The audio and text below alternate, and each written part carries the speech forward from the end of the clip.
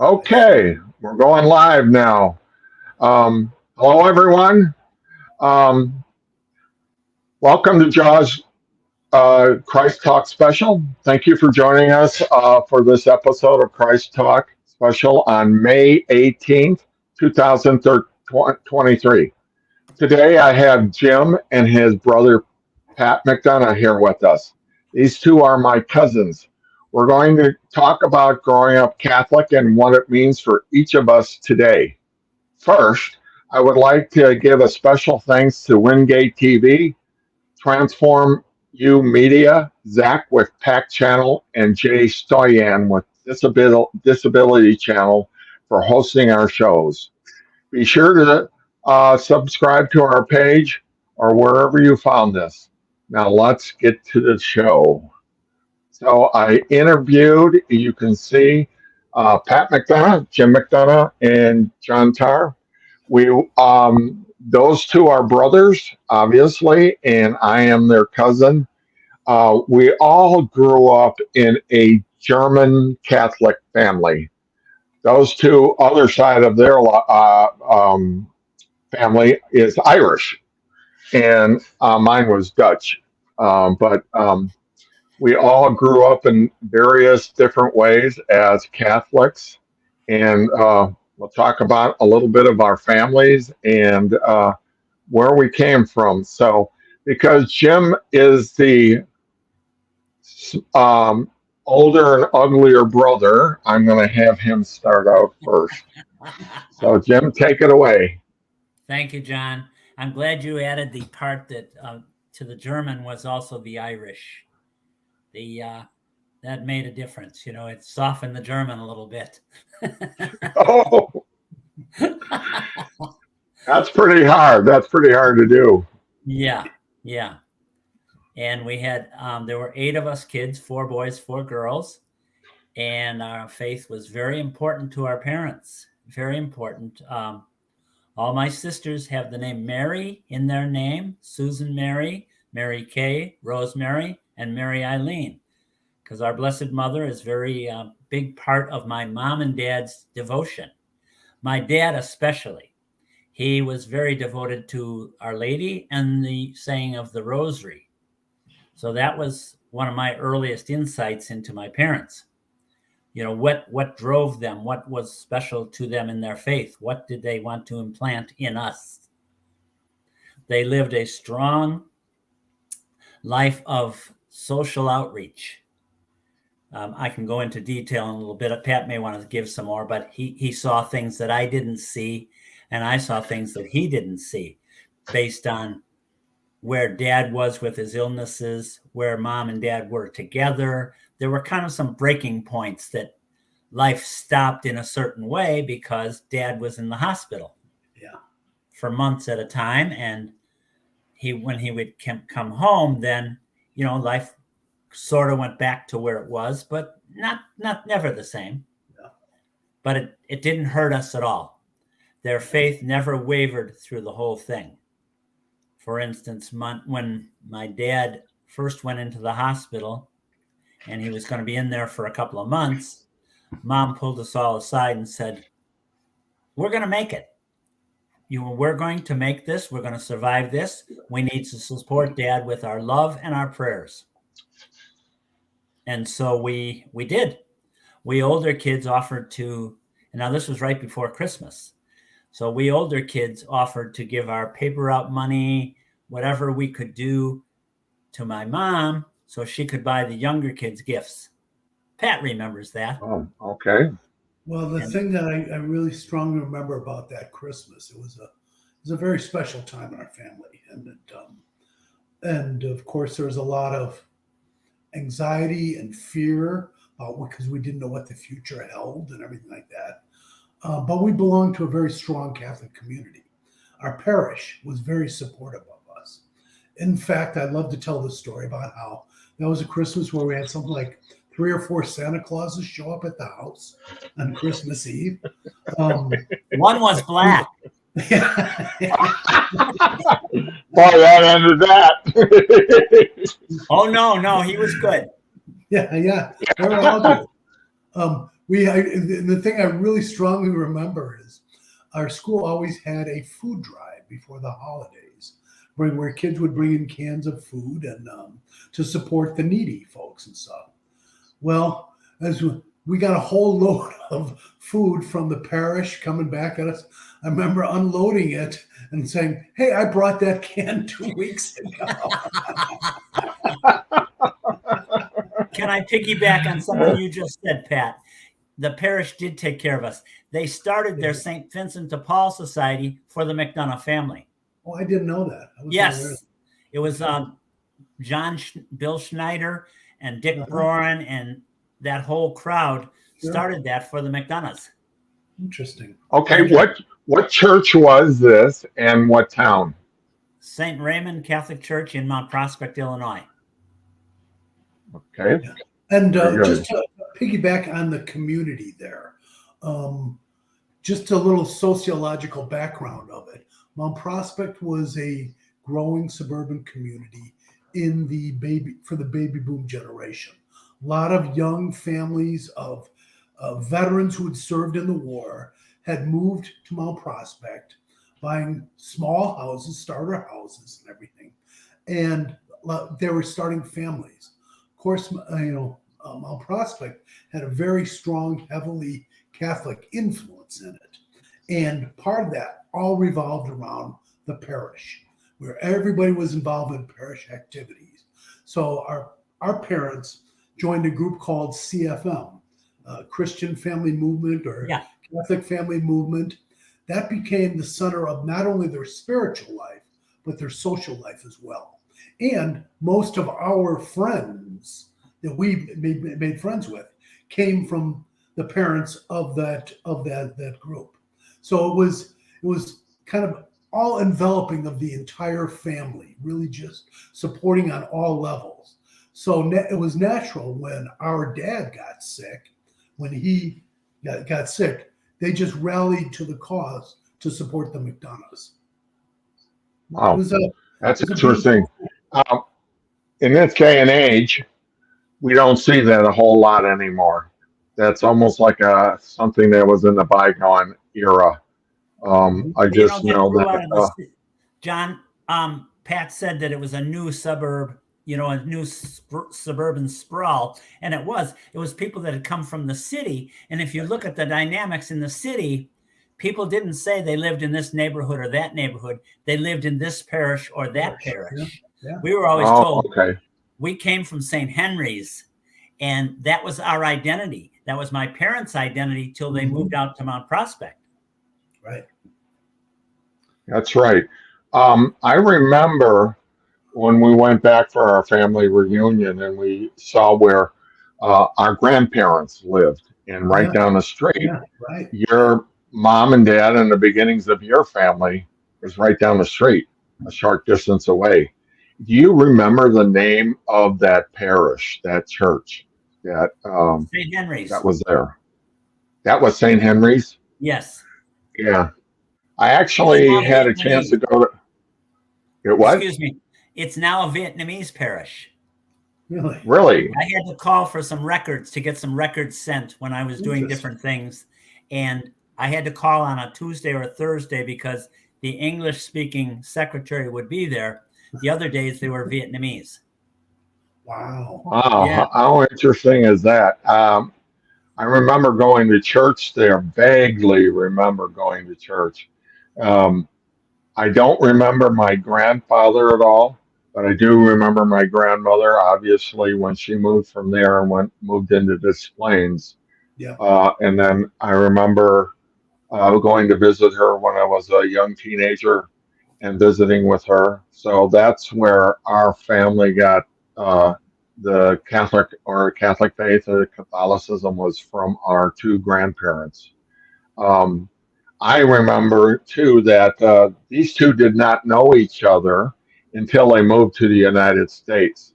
At some point in time, we can talk about our grandparents because I think that's a very interesting story, and how our grandmother finally made it to the United States after being stuck on Ellis Island, and all that, So I'm sure that faith was very big, and then the Huffner bakeries and everything.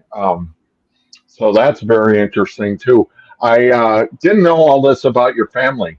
So did you both go to a Catholic grade school? Yep. Yeah. St. All, Raymond. Yeah. all 8 of us went. Okay, and was that a high school too, or just a grade school? No, 3 of the 4 boys went to St. Viator, which was all boys. And Sue and Mary Oh, Kay went to Sacred Heart, which was all girls. And I think at that point the money ran out. So the rest of the kids went to the public school. okay, okay. Yeah, I remember I was on a swimming team up in Waukegan, Illinois, which is about 50 miles north of where these guys lived. And I remember my last year, we swam against St. Viator.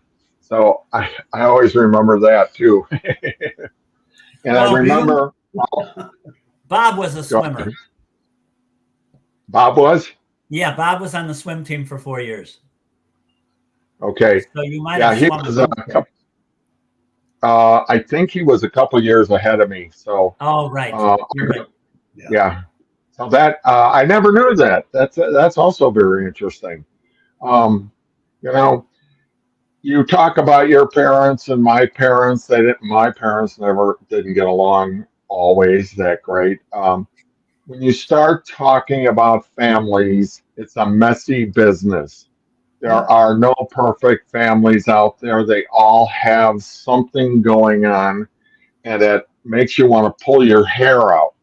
And you had 8 of you guys. We just had the 4 of us, and I thought Mhm. that was 3 too many. But who's counting anyway? You're right. And I talked to my wife. My wife, Monica, was raised, she was adopted, and she was an only. So we talk about how that happened. Um, I was in a Catholic grade school, but to be honest with you, my experience was not good. I was a very tough kid and got into a lot of trouble, and I was too much for the Catholic nuns. They didn't know how to deal with me, so I got the crap beat out of me a lot. So it kind of turned me away from God. I became a hardcore atheist until I was about 30 years old. It's a long story, all the stuff that happened, but God did reach back out to me and dealt with me because I do remember situations like sitting in church in a pew and they were having that I forget the smoke that they would do, Incense. and I just remember having an episode. I was probably 8 years old, 7 years old, and I remember that too. But you know what? God deals with each individual separately, and He is always there no matter what kind of crap you get into and pain and hurt that not only for yourself, but other people. He's always ready to forgive you and to start again. So, Jesus Christ, when He came to this earth, when God decided for Him to come to this earth, is very powerful, and it was a perfect timing when it showed up. And I was talking to somebody earlier today, the financial advisor, and he's going to come on a podcast, and he was talking about the 3 wise men. And I said, here's a funny story, and it's kind of hard to wrap your head around. But the 3 wise men showed up, went and looked at Jesus, and talked to Mary and Joseph and everything. And then they walked out, and it might have been dark out, it might have been night. And here they are, and they're looking up into the sky, the universe. And the very baby that they went to visit was the creator of that in the sky. Isn't that amazing? How Yeah. can that be possible? Hey, It John. blows my mind. John. Yeah, go ahead. Um, Yes. I'm not defending the harsh treatment you were given. There's no accounting for that. But we have to understand again, because of the suburban sprawl and the growth after the war, these sisters were teaching 60 and 70 kids in a class. And all those kids were expected to read, write, and do arithmetic, or the sister is going to, she's going to go back to washing dishes and doing the laundry. And so they had their hands full as well. And there's no excuse for the harshness or the meanness, but their hearts were in the right place. But when you're given, Pat, what do you have, 72 in one class? Yeah. And, that's tough for one team. Today they get 15 in a class and they need 27 aides. Yeah. So. Yeah, I thought back on it many times, and I actually prayed for some of the nuns later on, because I know for them I was very frustrating. I was immensely frustrating, as you know, from our past and our past lives and stuff like that, and us all connecting and me coming and spending a summer there and all the trouble we'd get into. It was just. Here's a funny story, and I don't want to make this all about me, but I went to a 12-step program and I was dealing with anger issues, okay? And there was a older lady who was in there, and I kind of told about my story. And as I was near the end of it, she got up and walked out behind me and put her hands on my shoulders and said, I was a nun at one time, and as for the Catholic Church, please forgive us for what happened. Mm-hmm. And do you know that it was like a dam burst in my heart? And all I could do was cry the rest of the evening, because it was something that I was holding on to. And as I began to look at that, forgiveness is a powerful thing. And when you can go and say that, I could just imagine, did I send that nun to a mental institution, And when they were trying to paddle me, she'd have to go get 3 other nuns to corner me in the classroom, right? So it just is, it is what it is. So how was your experience in school? You were talking about there were 70 kids in a classroom. That is amazing.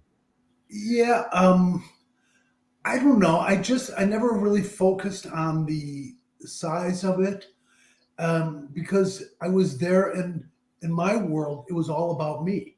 Okay, and it was there for me to do with it whatever I would or whatever I wouldn't do with it. And so I guess, in hindsight, I look at it as what a blessing that was. What a wonderful blessing that was. I suppose if I could look back at it, you'd say, well, that wasn't the best education, wasn't the best, conditions, yeah, maybe the nuns weren't the best prepared and everything like that. But I kind of look at it for the times. They were doing their very best. And I really, truly believe this. They were doing it out of love. This is what it was was about. Okay. And so if it's done, if they were doing it within that context, I'm more than happy and willing to overlook all of these slightings and all those other things and just say, yeah, you know what? This was a blessing.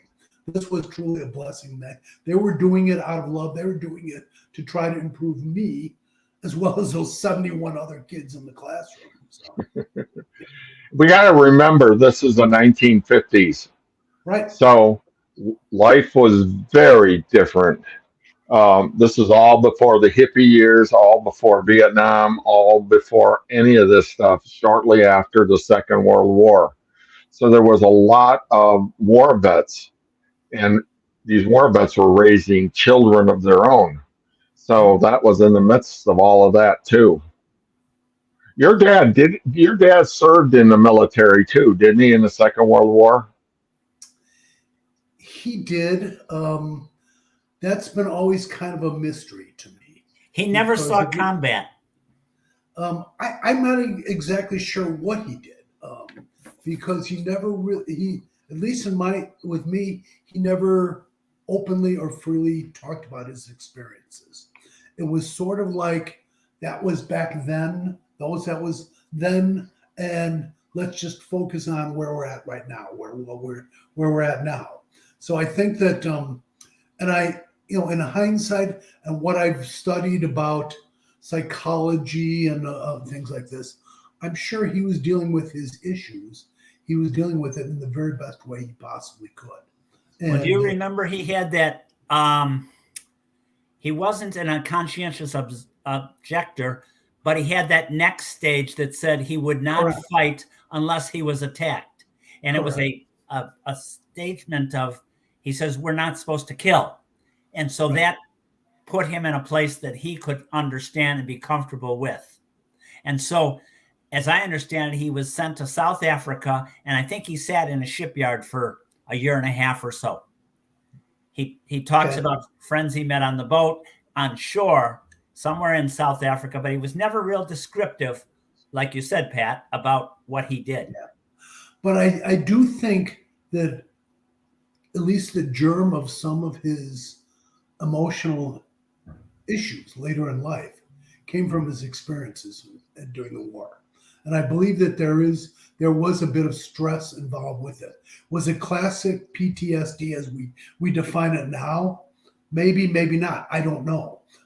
Back then, I don't think they defined it as post-traumatic stress disorder brought on by combat experiences. I don't think they were as advanced in the science of, Well, I think he had, at one point, he had malaria, and it manifested itself in phlebitis in his legs. So every couple of years, his legs would swell up from phlebitis, and they would give him like blood transfusions. And he always said it was from the malaria or something he picked up. Yeah, he it was very gray. He was always very vague about it and never really got into it. The one thing that I do know is that he served in multiple theaters in the war. He served in the Asian theater. He served in the African theater, and he may even have touched the European continent during the World War II. There's been speculation within the family that maybe he was part of the early beginnings of the CIA, which was the SS, that whole thing there. Who knows? Who knows? That's all history. I don't think we're ever going to find that out. We'll never know that. And I don't think it really matters as much as, to me, what's the important part of the story is what he did with that. And yes, he dealt with a lot of problems, emotional issues. And quite frankly, I truly believe that those emotional issues may have had a bearing on his faith and may have even caused him at times to question his faith and to really, get at it. But regardless, there is a redemption that he finds in his faith. Pat, you're spot on about the faith issues. As part of his, after his, I don't want to call them breakdowns, but I guess they were, after his illnesses, there were times he could not go to church. Now he made damn sure we went. Yep. But he said, I cannot go today. He said, I'm too anxious. I'm too nervous. And there was a time, and I don't know the sequence. Sue would probably understand this better than all of us. Did he go into the seminary or considered it? Because, I believe, the story I had heard, and again, now, John, you got to understand, this is the Irish side of the family, where in the Irish side of the family, you never let the truth get in the way of a good story. Okay? Exactly. It's never really sure what's true, what isn't true. When he got together with his brothers, it was instant theater, because you might have heard the same story from one brother, totally different from another, but they're talking about the same event. And if there was any fact in it, that's a bonus. Yeah, exactly.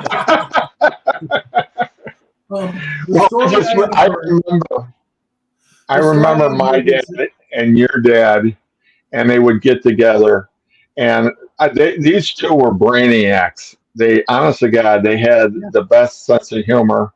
And your dad was before his time when it came to apologetics. Your dad would really look at the faith real deeply and pick it apart, Sometimes that's good, sometimes it's bad. It could cause a John, lot of questions in our faith, you know. John, Yes. my dad was your dad's godfather, Yeah. and Ah, that's right. he That's was right. baptized on the Christmas Eve. After your dad was baptized, then I was baptized moments later, and he was my godfather. Oh, I remember that story. Yes, And he was your godfather. yes, they were, and it Oh, was so all done on Christmas Eve. No kidding. what year was that? Do you remember? Yeah, it was 1950, December Wow. 24th of 1950. Because in those days, Isn't they that would baptize them before people could think about saying no. I just remember those two. Your dad was a uh, both college football fans, and your dad Yep. was a Notre Dame fan, and my dad was a University of California fan.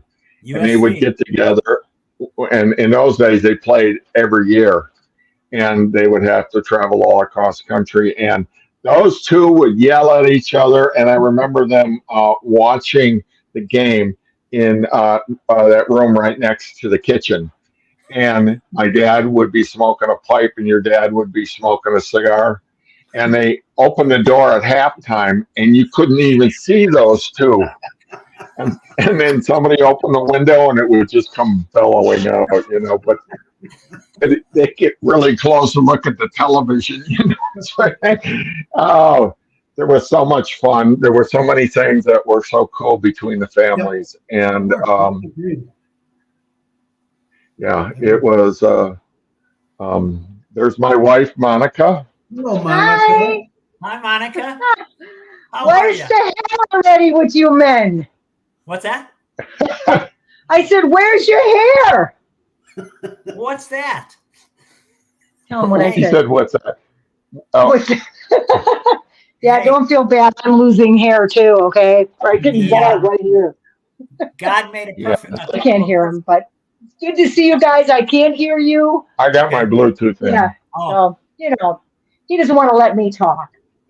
It's good No. to see you again. They'd come and lock me up. Bye-bye. Thanks for coming in, honey. Yep. That was great. Maybe one of these days we could have your wives come in and talk too. Yeah. Sure. That would be a lot of fun talking my about wife has that. a great faith story, John. A what? My wife has a great faith story. Oh, I want to hear it. Yeah. I want to hear it. Yeah, and I will probably, when I became a born again Christian, I was on the road in Oregon. And the funny thing was, I got a story that happened when I was there. I don't want to talk about it right now, but I will probably the next time. And when I got baptized, and I was in the outside of Medford in the Applegate Fellowship, and it was an amazing little church that had over 1,000 people that came from everywhere, and they were mostly hippies and cowboys that went to that church. And when I got baptized, I had this little sawed-off cowboy that was probably about 5'5" that baptized me in the Little Applegate River. And the water was running so heavily that when I got in the water and he came in to baptize me, he almost drowned. I had to grab him and pull him back up. And we made a joke on it later that I saved his life, physical life, and he saved my spiritual life. Sure. All in a matter of 3 or 4 minutes there, you know. But so that's interesting. I always loved your dad. I loved your mom too, but she was a typical Detzner. The Detzners had a lot of issues in their background, especially the men with the women. Um, and I think it would probably have broken our grandmother's heart if she would have realized what was going to happen later on. But do you guys remember, probably not Pat, but Jim, living in the Chicago with your family, or was that way before you? Too early for me. Okay. So, John, my folks moved from Chicago in January of 1954. I was 4 months old at the time. That's when they moved out. So obviously, I have no recollection of that period. And I was 3. Yeah, right. So I remember them having parties like New Year's Eve and stuff like that, and they would invite all the. I didn't ever saw that, obviously, but I heard about them. Some of the parties that were in Chicago in the street there, because they were so close and families and stuff like that. And our grandfather, um, he was a iceman, I think is what they called him, where he would deliver ice and stuff like that. I could just imagine how strong that guy must have been. Mhm. His heart wasn't that strong because he died early, but I just, you know what, before, and I know this, especially with your dad, um, I wish I could have been more of an interviewer before he died because I would have liked to have found out more about how he grew up and things that happened in his life. I did with my mother. I was actually, Monica and I went there back there for a reunion, and we had a couple of nights around the dinner table, and I asked some very pointed questions about her, how she was raised, and all that occurred. And I remember a photograph of my mom was in it, and our grandparents were in it. Rose was a baby, and the two brothers. And I just remember looking at the picture, and my mother was like this. She was like going to attack the camera, and Joan wasn't in the picture at that point. But I just remember whenever they got together, all the German that they would speak. You know, I was like, what are they saying? What are they talking about? But I guess it was pretty typical, you know, because Greg also said that he said he remembered uh, when all the families got together, they would speak all German. So when he went to Germany, stationed over there, it was kind of familiar to him. So, um, what anything else that you guys can think of that you remember in the early years before we head off and talk about what's happening in our lives now? Well, John, go ahead, Pat. one of the things that in some of your writings I had talked about, that you had talked about, John, is the thing that I remember as an experience. This actually came in school, in high school, and um, I myself in high school, I was, awfully young, but I was thinking, yeah, I'm an atheist. Yeah, you know what? I don't see any evidence of God. And I remember in a religion class with one of the priests who asked the question that I couldn't answer. Where did all this begin? And of course, I go through the Big Bang Theory and all of those things and everything exists. And he kept at it and he says, but what caused the Big Bang? And what caused this? And what caused that? And just through sheer logic and just through the sheer logic of that discussion, I said, yeah, there's something there. There's something there. I'm not sure what it is. I don't know what caused it. I don't know there's been a lot written, a lot discussed. There's, Bibles have been written about it, and there's all kinds of different faiths have been written about it. But I want to know more about that. And so that was part of my journey in high school and into college, was to try to explore that. And I think, well, quite frankly, that journey has continued my entire life. What I believe now in my faith is not what it was when I was 20 years old. Okay. And I dare say, if I'm lucky enough to live another 10 years, my faith will have evolved even further in that 10 years. And I think that is part of our life's journey, that is an endless quest that we have to know about our spiritual, and that's the spiritual side of us. How did we get here? Why are we here? What is, and most importantly, what is our purpose? What are we meant to do here? what does God want of us? Okay. And that's just an endless, lifelong question I keep asking myself. Too often I never know until after the fact, because Right. when God is trying to tell me something and I'm not listening the right way or whatever. But then, sometime later I'll go, oh yeah, now I get it. So it's just Right. it's just part of it's part of the journey that we're all on, that we all have it, and we all have our Right. own It's the, milestones and our stopping posts, and that's what it's all about. it's the eternal question that has always been a part of man's heart. Right. Why am I here? Right. Is in another one that's very powerful, and I actually brought this up in an English class when I was getting my degree. I said, "Is this it? Is this it? Mhm. Is Yeah. this all there is? Right. There's got to be more. There has to be more. My spirit cries out for more, for more.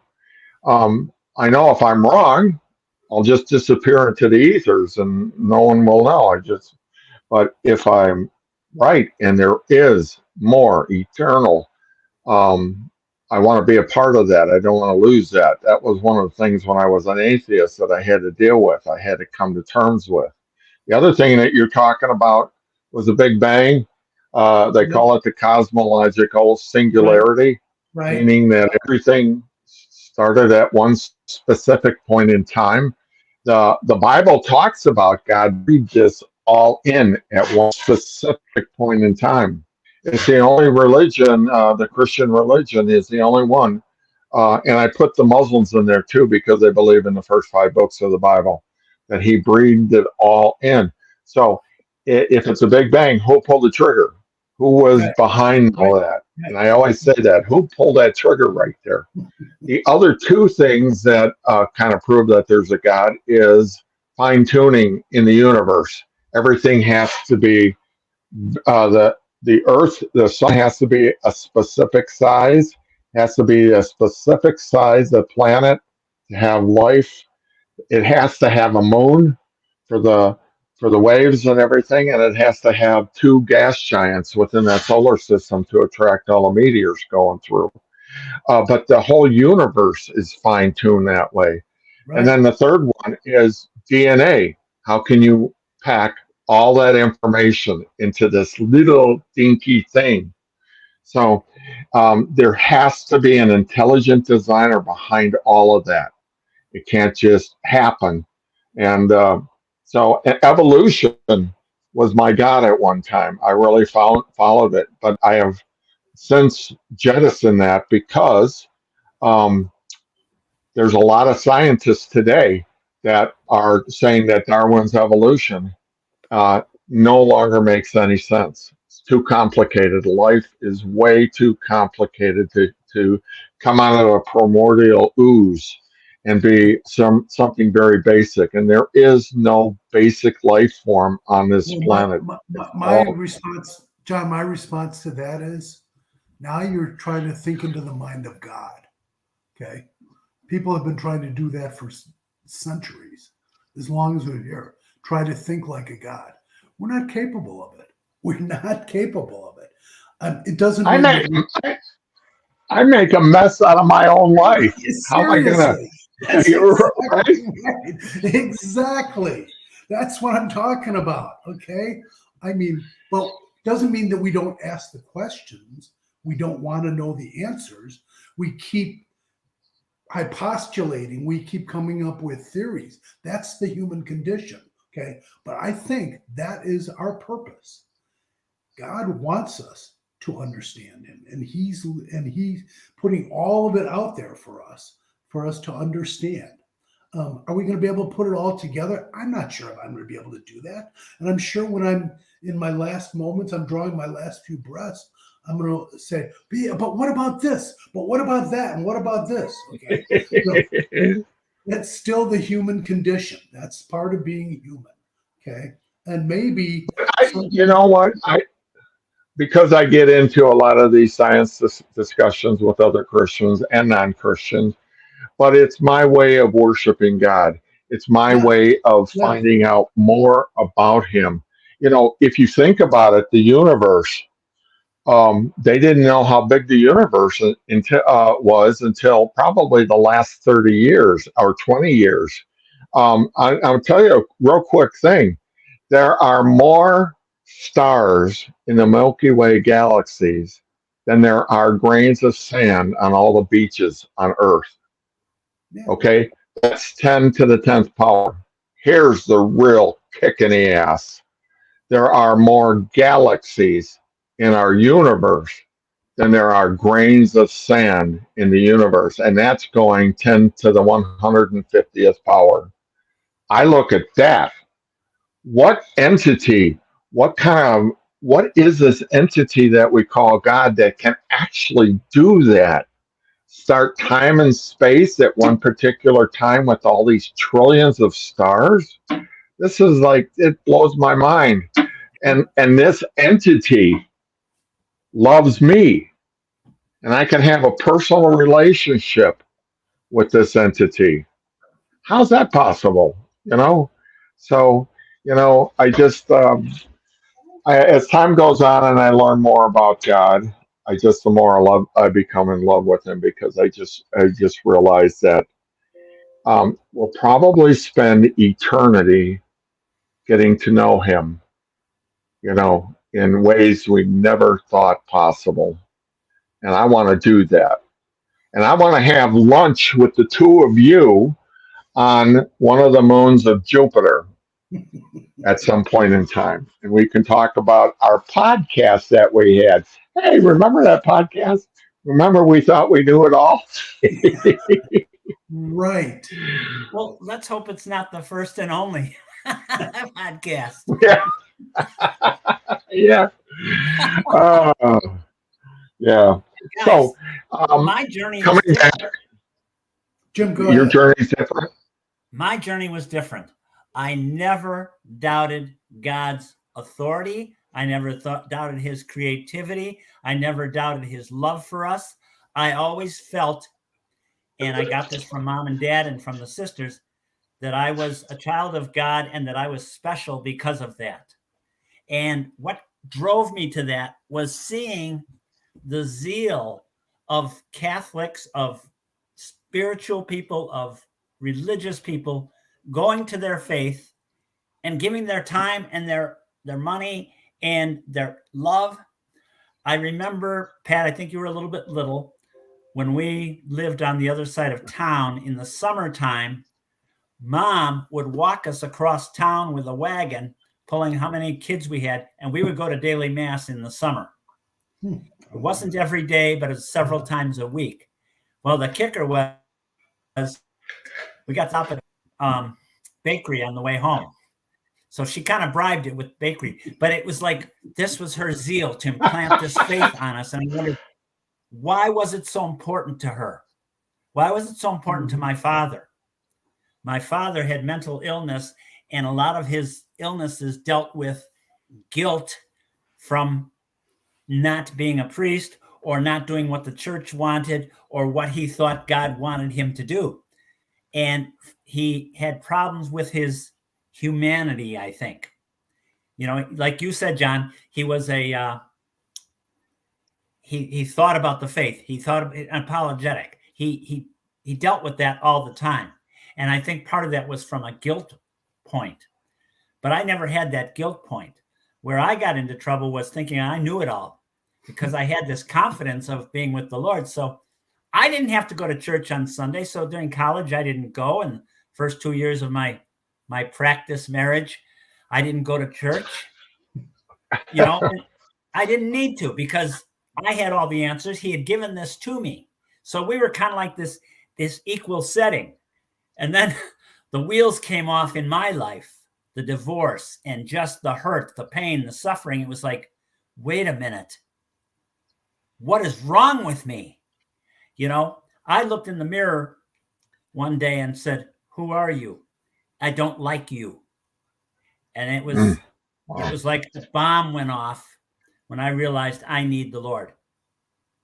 And so that was my stepping stone. And then a little later, that once I'd gotten back into the faith, and Connie and I got married, and we were on this faith journey together, it grew. It grew and grew and grew. And one of the points I'll never forget, Pat, you were in Cleveland at the time, and you were telling me how you were in a men's Bible study.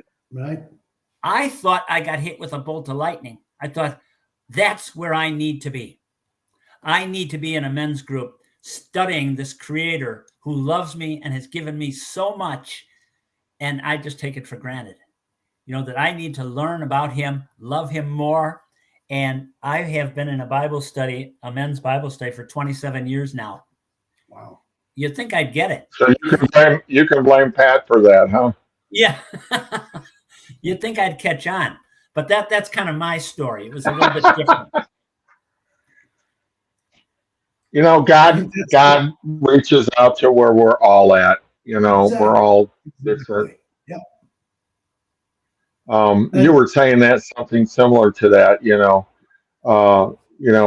We're never happy with our relationship, and we probably shouldn't be, and we're always looking to be stronger.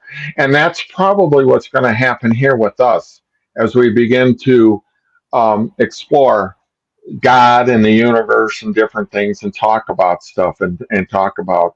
I know with my 12-step program that I was involved in, we would deal with a lot of things that happened in our childhood.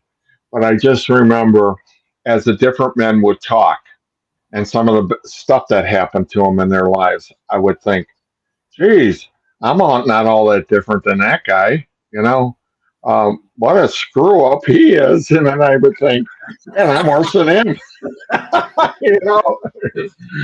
Oh, but it's that's why the Bible studies and the men's getting together is we can understand each other. I think this has happened through the past. When Mary and Joseph, before they got married, I'm sure a lot of the Joseph went to the synagogue and hung out with a lot of the other men, and would come up alongside each other and really, hey, what do you think about this? What do you think about that? Because they were always, the Jews, though, are amazing. They're always fighting with each other, but they're always asking some really deep questions about creation. How does this work? How does that happen? Because we have a real interest in finding out where I came from. How does this happen? So that's what we're doing here. We're trying to figure out. We're cousins, yes, but you know what? God could have taken my spirit and put it in Pat's body. Think about that. And vice versa. I could have been, my spirit could have gone into my dad's body, or even my mother's body. How's that possible?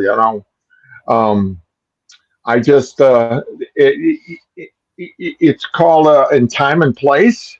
And why did he pick this specific day and age for my body, to my spirit to hook up with this body through all the thousands of years of existence? So it's it's called Molinism, and it's only God has that mind. Only he understands why he did what he did. I quit a long time ago trying to understand him in that way. Yeah. Because it's a waste of time. There's reasons for everything, and some of them are very painful. Some of the things we go through are very painful. So, Jim, I want to ask you, and Pat too, what is your walk like now? What do you do in the Catholic setting right now, Jim? Mine is pretty invasive. I have daily prayer, morning and night. I do the morning office and the evening prayer, which is part of the, what do you call it? The rite. I forget the term because I never use it. It's where morning prayer and evening prayer is going on all the time. There's somebody out of Revelation. They talk about the myriads of people praying at all times. And we emulate that as clergy. I'm clergy because I was ordained as a deacon. And so I do morning prayer and evening prayer every day. Now, priests do morning, evening, midday, midnight. They do it like 5 times a day. I only have to do it twice. And I try to get to daily mass as many times as I can because it feeds me.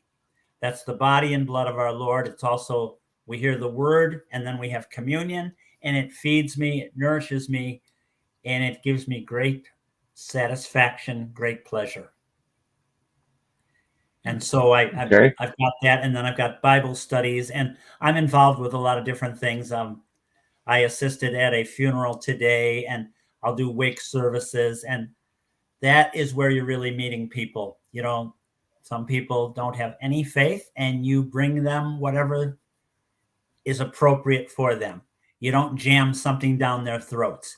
You talk to them as suffering human beings, and you can plant a seed and said, have you thought about this? Or have you thought about God? Or have you thought about, where is this person who just died? Where are they going? What happened? What are your feelings about that? How do you reconcile that? And you don't implant guilt. You offer hope, that we have a hope that we are going to be one with them someday in the Lord's vision. I'm kind of excited about the service we're going to do for Greg on Saturday. Mm-hmm. It's a coming together we have the faith that Greg is in a good place, and we hope that he will get into one of those rooms that the Lord has for him in the Father's house. And that is our hope. And we want to extend that to everyone. And so I don't know if I have a specific thing that I do, as part of my faith walk or my journey, but there's always new opportunities, just especially in this day and age. It's so easy to shut down everything you hear and do because it's not comfortable, because I know better. My pride might get in the way, I need the faith to keep my mind and my heart open to others. I look at what Mom and Dad did. Pat, I don't know if you remember this, when they helped to open a resale shop in Des Plaines. Oh, yeah. Yeah. And it was mainly for the Hispanics that were working the fields all around Des Plaines and Arlington Heights. It was a resale shop. And we would go a couple times a week and fold clothes. And put clothes out or put toys out or clean them up or whatever people donated, much like Goodwill is today. And that taught me. I never knew that. That taught me so much about serving others, whether it's comfortable or not. And I think the issue as I get older is, am I doing things because it's comfortable or uncomfortable? And what does God want? And so it's a daily question. What does God want us to do? I completely agree with that, Jim. That is that's so important to me too. I always am asking, what should I be doing right now? What does God want me of me right now? My last, I'll say 15, 20 years, my journey is involved with working with a lot of youth and teens. And I got involved in youth ministry at my parish at St. Raphael. And that led me on a journey that led me through a number of mission trips and serving others and retreats and things like that, and going on a number of these things. So I said, I need to do more. So I went back to school, got my teaching certificate, and I've been teaching for the last 10 plus years in Catholic schools. And I continue to do that now on a substitute basis. But I'm finding, ironically, I shouldn't say ironically, but interesting enough, probably my favorite subject to teach Catholic school kids is religion. Wow. I want to be asking them and getting them to think about the same questions I've been thinking about my whole life. And if they're not thinking about that, they should be thinking about that. And I particularly like that age range because that's when kids' minds are starting to open up. They're starting to think for themselves. They're starting to question things. And I love that opportunity to open their mind, to that they have. And so that's been part of my journey. Now, since I'm only doing it on a substitute basis, the question I keep asking myself, well, should I be doing more? Should I do more? Should I do more? Et cetera, et cetera. But I think that whole question of should I be doing more is a lifelong question. I think that in our case, we came from two particularly restless parents that doing whatever you were doing was never enough. You had to do more. Hi, Danny. Oh, okay, good. Hi. Hi. So I just Can you close that door? that question about what else should I be doing? What else can I be doing? Is just a natural question. Natural Thanks. It leads And me. you know what? That question that you were saying that you were asking of some of your students, Yeah. that's a big deal. You don't know what's going to stick. I started talking about apologetics with my grandson when he was 12 years old, and we'd have these really heavy-duty questions, and all of a sudden, at about 15, 16 years old, he would start talking to me about stuff that other kids weren't talking about. And now it's 25, and he's got a theological degree, and him and I have conversations on some stuff, and I go, "Where did you get that at?